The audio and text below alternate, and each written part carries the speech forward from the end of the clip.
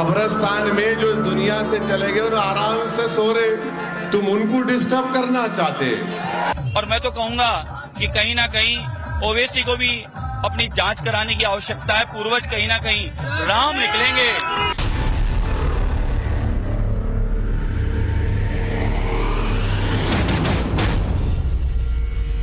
हम जानते हैं कौन हमारे पीठ में खंजर घोंपने वाला है। सचमुच में अगर मुसलमानों का कोई बड़ा दुश्मन है तो असदुद्दीन ओवैसी और उसका छोटा भाई अकबरुद्दीन ओवैसी। जब तक अल्लाह मुझे जिंदा रखेगा, मैं अपने काम से पीछे हटने वाला नहीं हूं।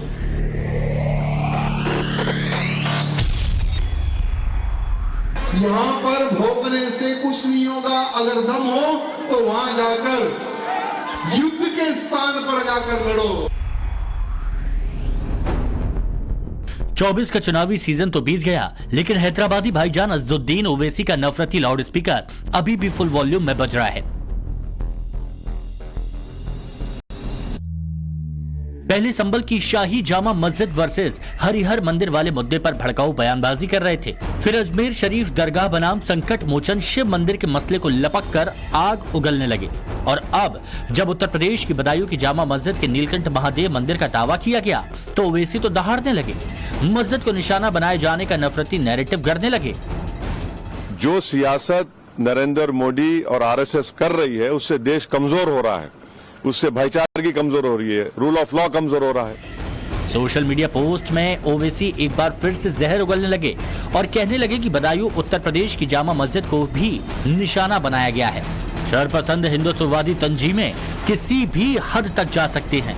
भड़काऊ मिशन में जुटे ओवैसी इतने पर भी नहीं रुके, वो तो आर्कियोलॉजिकल सर्वे ऑफ इंडिया यानी ASI पर भी बुरी तरह भड़क गए और ये कह दिया कि आने वाली नस्लों को AI की पढ़ाई के बजाय ASI की खुदाई में व्यस्त कर दिया जा रहा है। हैदराबाद से लेकर महाराष्ट्र के औरंगाबाद तक ओवैसी यही राग अलापते रहे। इसको बंद करना चाहिए बीजेपी RSS को, ये देश के हित में नहीं है। सर ओवैसी सर, आप देखिए, अब आप बार बार आप ASI करेंगे तो AI छोड़ के ASI पढ़ लो पूरा। आर्टिफिशियल इंटेलिजेंस के बारे में बात भी मत करो, खाली ASI करते रहो, बस धंधे पे लगा जाओ, खुदाई करो। क्या है ये? हिंसा के बाद संभल में शांति है। अजमेर दरगाह पर 20 दिसंबर को सुनवाई की तारीख तय है। हालांकि बदायूं में नीलकंठ महादेव मंदिर बनाम जामा मस्जिद वाली याचिका पर 3 दिसंबर को अगली सुनवाई होगी। इसलिए भाईजान तल्ख तेवर दिखाकर माहौल को फिर से गरमाना चाहते हैं और अपना भड़काऊ टेप एक बार फिर फुल वॉल्यूम में ऑन कर चुके हैं। प्लेसेस ऑफ वर्शिप एक्ट तो इस्तेमाल ही नहीं हो रहा। लोअर कोर्ट आखिर प्लेसेस ऑफ वर्शिप एक्ट को क्यों नहीं सुन रही हैं? आप हर जगह पर जाकर बोलेंगे नहीं यहाँ पर मस्जिद नहीं थी, यहाँ पर दरगाह नहीं थी, यहाँ पर कुछ और था, तो फिर कल कोई मुसलमान जाकर कोई बोल दे जाकर के नहीं यहाँ पर ये नहीं था, यहाँ पर वो था। कहाँ रुकेगा फिर ये? रूल ऑफ लॉ कहाँ जाएगा? डेमोक्रेसी कहाँ जाएगी? लॉ एंड ऑर्डर कहाँ जाएगा? हैदराबादी भाईजान लॉ एंड ऑर्डर की बात कर रहे हैं, रूल ऑफ लॉ को खतरे में बताते बताते डेमोक्रेसी को भी खतरे में बता रहे हैं। लेकिन जो नफरती एजेंडा वो सेट करने में जुटे हैं उससे तो ऐसा नहीं लगता। ये बात ओवैसी के हालिया बयानों से साबित होती है, जिसमें ओवैसी कहते हैं सर्वे से डर नहीं लगता है, खौफ होता है। मस्जिदों और दरगाहों को लेकर नफरत फैलाई जा रही है। प्लेसेस ऑफ वर्शिप एक्ट के खिलाफ है ये तमाम सर्वे। पीएम मोदी और आरएसएस का राज देश में कानून के शासन को कमजोर कर रहा है। सर्वे के नाम पर उथल पुथल मचाना चाहते हैं। ओवैसी एक तीर से कई निशाने साधने में लगे हैं। एक तो मस्जिदों और दरगाहों को निशाना बनाए जाने का झूठा नैरेटिव गढ़कर मुसलमानों को भड़काने में जुटे हैं। दूसरा, मोदी सरकार और आरएसएस को मुसलमानों का दुश्मन करार देने में जुटे हैं। लेकिन करारा जवाब ओवैसी को भी मिल रहा है। तेलंगाना के बीजेपी के फायर ब्रांड विधायक टी राजा ने तो ओवैसी ब्रदर्स को मुसलमानों का दुश्मन करार दिया, डुप्लीकेट मुसलमान तक कह दिया। देखिए, ओवैसी जो है वो सिर्फ मीडिया का हीरो है, पब्लिक में वो जीरो है। और एक बहुत बड़ा बिजनेसमैन ओवैसी है। और सचमुच में अगर मुसलमानों का कोई बड़ा दुश्मन है तो असदुद्दीन ओवैसी और उसका छोटा भाई अकबरुद्दीन ओवैसी। ये लोग सिर्फ कमेंट करते हैं। देखिए, कमेंट करना हमारी आदत नहीं है। उत्तर काशी का हिंदू ने आवाज लगाई तो हम दिल्ली एयरपोर्ट से लेकर यहां तक बाई रोड आए, यानी लगभग 10 घंटे का सफर तय करके हम यहां पर आए। हम है सच्चे हिंदू। तुम लोग तो डुप्लीकेट मुसलमान हो। अरे भाई तुम फलस्तीन जिंदाबाद के नारे लगाते हो ना, तो बोलो कितने लोग फलस्तीन जाने के लिए तैयार है? फ्लाइट टिकट फ्री में हम देंगे, जितनी बोलो फ्लाइट हम व्यवस्था करेंगे। जितने भी मुसलमान जो चाहते हैं फिलिस्तीन किसी गलत हुआ, जो हम फलस्तीन के साथ ठहर कर लड़ना चाहते हैं, ओवैसी जैसे गद्दारों को कहना चाहूंगा, फ्री में टिकट कटवा देंगे। चले जाओ फलस्तीन, वहां जाकर नारा लगाओ। टी राजा सिंह मध्य प्रदेश के खंडवा से लेकर उत्तराखंड के उत्तरकाशी तक ओवैसी पर बरसते नजर आए। टी राजा ने तो ओवैसी को फिलिस्तीन भेजने का ऑफर दे दिया और कहा कि ओवैसी अब युद्ध भूमि में जाकर फिलिस्तीन की बीन बजाएं। ये ओवैसी का आप लोगों ने एक स्लोगन सुना होगा, जय फलस्तीन। पार्लियामेंट में खड़े होकर फलस्तीन जिंदाबाद का नारा उसने लगाया। तो मैं ओवैसी को एक अच्छा ऑफर देना चाहता हूं, जितने बोलो उतने फ्लाइट हम बुक कर देंगे, जितने बोलो उतने टिकट हम लगा देंगे। सब लोगों को अगर फलस्तीन जाना है तो जा सकते हैं, सबको डाल के भिजा देंगे। जो फ्लाइट के अंदर 150 लोगों की कैपेसिटी है, 200 भर दे के भिजा देंगे। यहां पर भोगने से कुछ नहीं होगा। अगर दम हो तो वहां जाकर युद्ध के स्थान पर जाकर लड़ो। लेकिन हैदराबादी भाईजान कहां मानने वाले हैं? वो तो डर फैलाने में जुटे हैं, मुसलमानों को भड़काने के मिशन में जुटे हैं। मामला कोई भी हो, कहीं का भी हो, किसी भी राज्य का हो, उसमें हैदराबादी भाईजान की एंट्री होना तय माना जाता है। और इस वक्त संभल, वक्फ बिल, अजमेर शरीफ की दरगाह या फिर बदायूं की मस्जिद को लेकर जो कुछ भी घमासान चल रहा है, वो ओवैसी की भड़काऊ पॉलिटिक्स के लिए एकदम मुफीद माहौल तैयार भी करता है। एएसआई प्रोटेक्टेड मॉन्यूमेंट सब बातें कर रहे हैं, क्या एएसआई के कानून में नहीं है कि आप उसका रिलीजियस नेचर चेंज नहीं, कैरेक्टर चेंज नहीं कर सकते? किस बुनियाद पे कर रहे हैं ये? और आप किस बुनियाद पर अपने फेथ को दूसरों पे थोपेंगे? भाई कानून कोई चीज है ही नहीं है।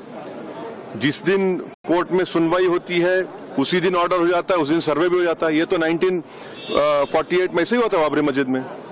तो ये जो फायरिंग हुई है, ये फायरिंग नहीं है, मर्डर है। हालांकि बयानवीर बन रहे नफरती भाईजान एक्सपोज भी होते जा रहे हैं।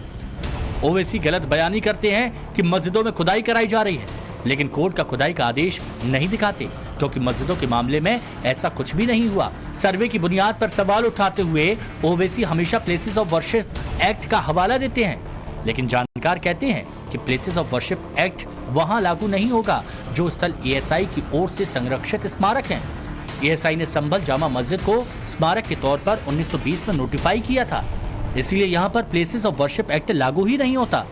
साफ है कि ओवैसी के इस प्रकार के बयान अफवाह फैलाने वाले होते हैं। तभी तो यूपी के डिप्टी सीएम ब्रजेश पाठक ओवैसी पर समाज को बांटने की राजनीति करने की तोहमत जड़ रहे हैं। जो भी माननीय न्यायालय निर्णय देगा हम उसका अनुपालन करेंगे। ये सब केवल वोटों की फसल काटने वाले लोग हैं, इनका प्रदेश की जनता से कोई लेना देना नहीं है। मस्जिदों में खुदाई की अफवाह फैला रहे ओवैसी को बीजेपी विधायक बाल मुकुंद आचार्य भी करारा जवाब दे रहे हैं, जो सनातन को इकलौता धर्म बता रहे हैं और बाकी को पंथ करार दे रहे हैं।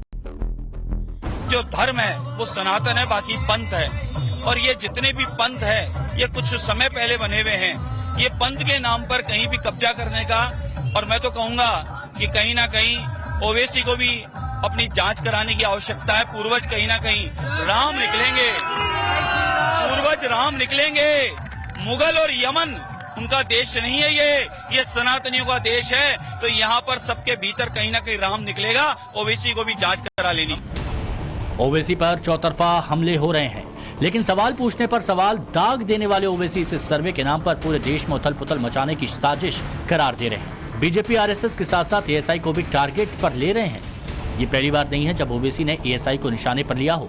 जब काशी के ज्ञानवापी में सर्वे का आदेश आया था, तब भी ओवैसी का गुस्सा एएसआई पर फूटा था और उन्होंने एएसआई को हिंदुत्व की दासी तक बता दिया था। एएसआई जो है, किसी एक बड़े स्कॉलर ने अच्छा कहा था कि ASI is the handmaiden of Hindutva.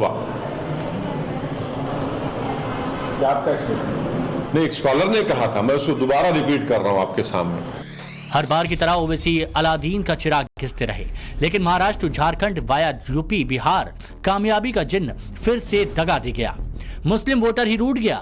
लिहाजा हिंदुस्तान में मुसलमानों को सबसे मजलूम कौम बताने वाले अपने घिसे पिटे एजेंडे को झाड़ पोंछ कर फिर से उठ खड़े हुए। कह रहे हैं कि उनके हौसले पस्त नहीं हुए हैं।